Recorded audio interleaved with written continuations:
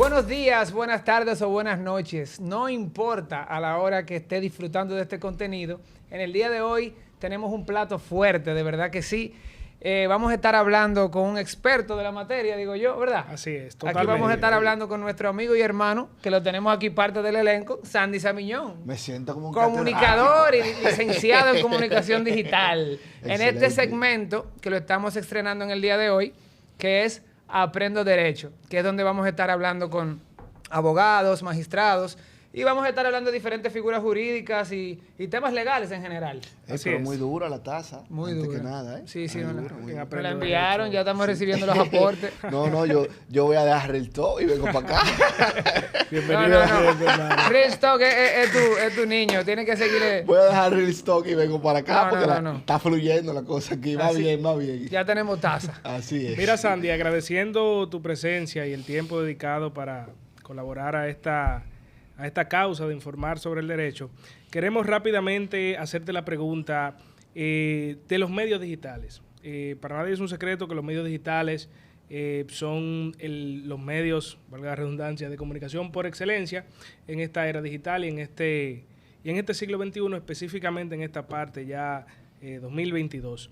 En esta parte, Sandy, queremos saber cómo se regulan los medios digitales en la República Dominicana.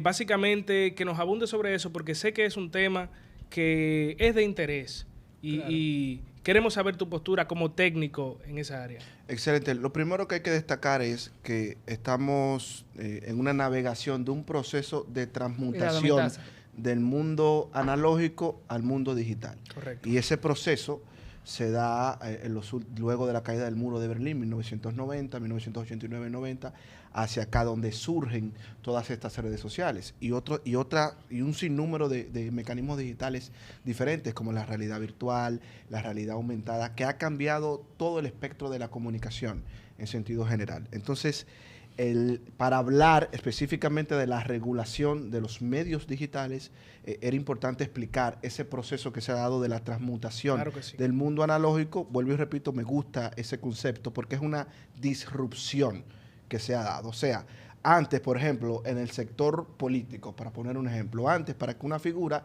se viera y lo viera su país completo, tenía que acceder a un periódico, a una primera plana. Había un concepto de periodicidad.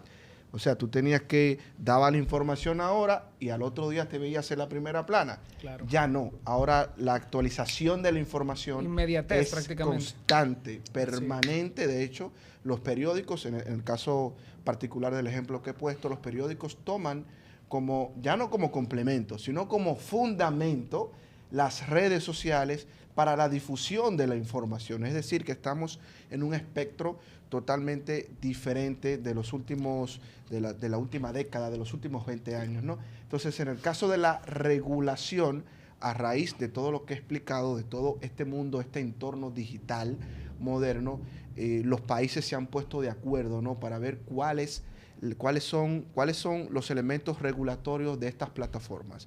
Por supuesto, siempre la regulación se hace a posteriori del uso de la plataforma, porque la costumbre, que es una fuente del derecho, claro, la costumbre es lo que es el indicador. Y estamos en Aprendo Derecho. Exactamente, es el indicador.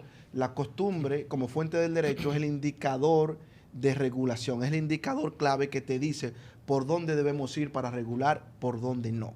Entonces, ¿qué pasa? ¿Cuál es el indicador que ha manifestado el uso de los medios digitales? Voy a mencionar, por ejemplo, Twitter. Esa era una pregunta que te tenía. Sí. Realmente, ¿cómo puede, en ese caso, cómo afecta el tema ahora de la compra de Elon Musk? Sí, con el tema voy la para libertad allá. de Qué expresión bueno que tú pones el tema. Porque vi que iba a entrar a Twitter y la tenía ahí en Q. Voy para allá, porque cómo se manifiesta la difusión del pensamiento en los medios digitales, lo que ha dado como resultado toda esta transmutación del mundo analógico al mundo digital, es que hay una liberación del conocimiento y una liberación de manera masiva del pensamiento de las personas. Antes yo no podía descifrar o podía leer lo que tú pensabas, tenía que entrevistarte específicamente. No, con 3 tweets o con un hilo de tweets que tú pongas ahora, yo tengo ya una referencia de cómo es tu pensamiento. Igual con las figuras, los artistas, los políticos, todos ya tenemos una conexión directa. Tú le puedes escribir a Shakira, por ejemplo, que está soltera. Bueno, y ojalá me responda. Sí, este es el momento. Tú le puedes escribir por Shakira, Instagram. si me estás viendo, Aprendo Derecho, te damos cualquier soporte. Tú le puedes escribir a Shakira, por ejemplo, y si Shakira te ve en su Instagram, que tú te comenta y te responde. O sea que tenemos una verdadera democracia en este momento. Todo el mundo libertad de digital, expresión. el mundo digital te da. Y por ende, hay una, vamos a decirlo así, hay una exposición que puede caer incluso hasta lo lascivo de la información, porque al no haber regulación, en principio, las personas que quieran exponer cualquier aspecto ideológico que no forma parte de la manera cultural de un pueblo, puede causar un daño. Y es como, y quizá voy a sonar un poco tosco y enfrentativo, pero por ejemplo con el tema de los LGTB. Claro. Hay muchas personas que promueven el mundo LGTB, el tema ahora del feminismo, las ideologías, cómo las redes sociales se han convertido en un canal para expresar todas esas ideologías revolucionarias que para muchos países no forman parte de su costumbre moral y ética básica, ¿no? Y a eso es que vamos con el tema de la regulación. ¿Qué afecta la moral de un pueblo? ¿Qué afecta la moral de una persona cuando estamos violando un protocolo ético en una red social, ¿no? Y la regulación debe abordar eso. Para caer ya precisamente en la respuesta de la pregunta, ¿qué han hecho algunos países desarrollados?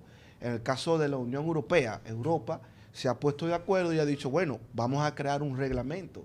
Y han creado, hablo en el espectro internacional, ¿no? Sí. Han creado un reglamento de datos, se llama el Reglamento de Protección de Datos, donde, aunque no es profundo con el tema de las redes sociales, pero sí tiene algunas aristas del mundo digital. Regula el tema de la difusión, de la difamación de una persona, si te difama o no, y también regula el tema del reclamo del derecho al olvido. ¿Qué es el derecho al olvido? Bueno, yo tener la posibilidad yo tener la posibilidad de que se retire una información de un medio que ya yo cumplí. En este caso, un ejemplo básico.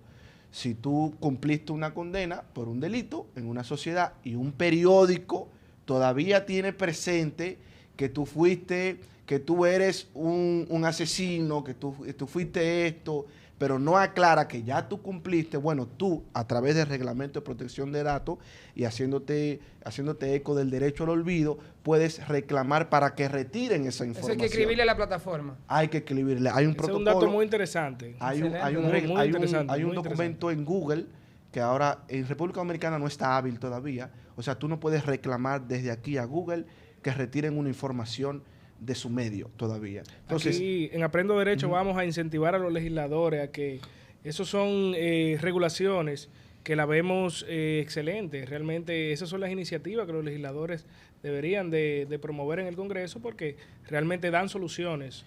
No, es que las redes es una realidad. Entonces, claro si sí. tú tienes una información que ya caducó pues claro. ya no está derecho vigente, al olvido. entonces necesitamos que eso, ¿verdad?, ya no esté figurando. Y que aquí serviría bastante, porque por ejemplo aquí se da mucho en República Dominicana que te imputan en un caso legal y sin haberte dado una condena ya te dañan tu moral. Eso es así. Te dañan tu y moral. Es muy lamentable. Entonces, y cuando termina el proceso, que tú quedas libre, no fuiste culpable, bueno, pero tú tienes derecho entonces a que los medios que te dañaron tu imagen retiren todo eso. Es una de realidad. su periódico. Claro que sí, por supuesto. O sea, sería bastante interesante que en República Dominicana los legisladores se aproximen al tema de lo que ha hecho la Unión Europea del Reglamento de Protección de Datos. Claro que sí. Sandy, mira, realmente esta es una pregunta que me surge a raíz de desglosar muy bien lo de los medios digitales y las redes sociales. Como tú bien comentabas en lo anterior, las redes sociales tienen una particularidad muy esencial, que es la inmediatez de la información en la difusión en general, sea por cualquier plataforma. Y en esa difusión, si bien es cierto que tenemos la ventaja de que es un es un conocimiento inmediato, mundial, o sea, eso se viraliza de una forma que pudiera llegar a los oyentes, a los televidentes, a los internautas. También tiene un déficit de la calidad de la información, producto de la misma inmediatez. Para todos, es un conocimiento de todos que el periodismo es una profesión que tiene sus protocolos, tiene su calidad de la información, tiene su depuración de la información, y en esto de las redes sociales, producto de la inmediatez, se ve un poquito lacerado. Y te pregunto... antes de tu pregunta, sí. y perdóname, porque tú has hecho un análisis bastante interesante, Sí. que de hecho el concepto de periodista, yo soy uno que difiero totalmente en la actualidad de él. Porque periodista viene de peridiosidad. Correcto. Entonces ya la peridiosidad no existe. La información es instantánea. Entonces yo cambio el concepto de periodista por comunicador digital. Ah, perfecto, perfecto. Así es. Y por eso te pregunto, ¿son las redes sociales un aliado de la comunicación o son un enemigo? Producto de lo que te pregunto, de la calidad de la información a raíz de la inmediatez. Buena pregunta.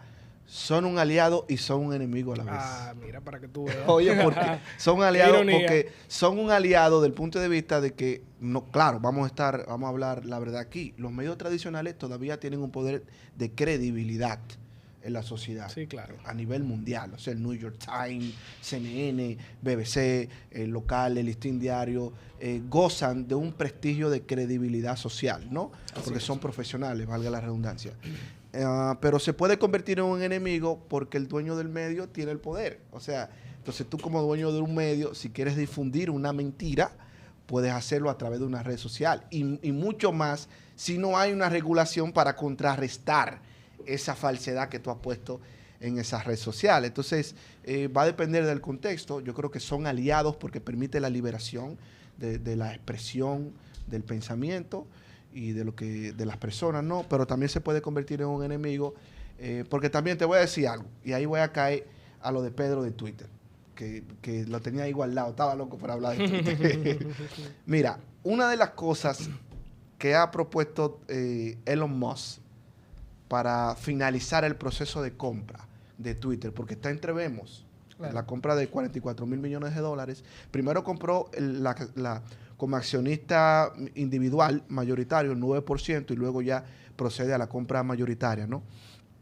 Y él dice, una de las propuestas que él ha dicho que quiere implementar, de hecho hizo una encuesta al otro día que se hizo el anuncio de la compra, dijo, ¿qué les parece si los tweets se pueden editar?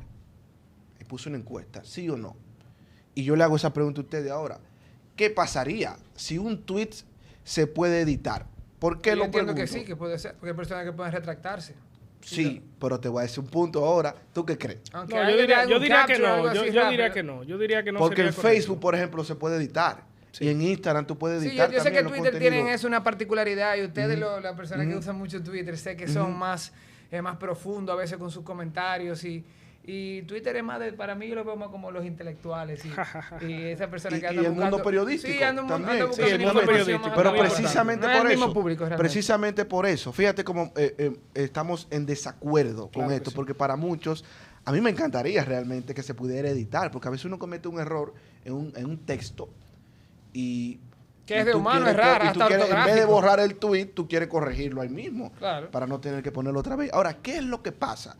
Y por lo cual la Twitter no había accedido anteriormente a esta propuesta tampoco. También es que hay un tema de la laceración de la imagen de la persona y de la difamación. Es decir, si Pedro me difama en un tweet a mí, que es ya ese texto de difamación, es sujeto de demanda. Claro que sí. Bueno, entonces si tú lo editas, ¿dónde está el elemento de prueba?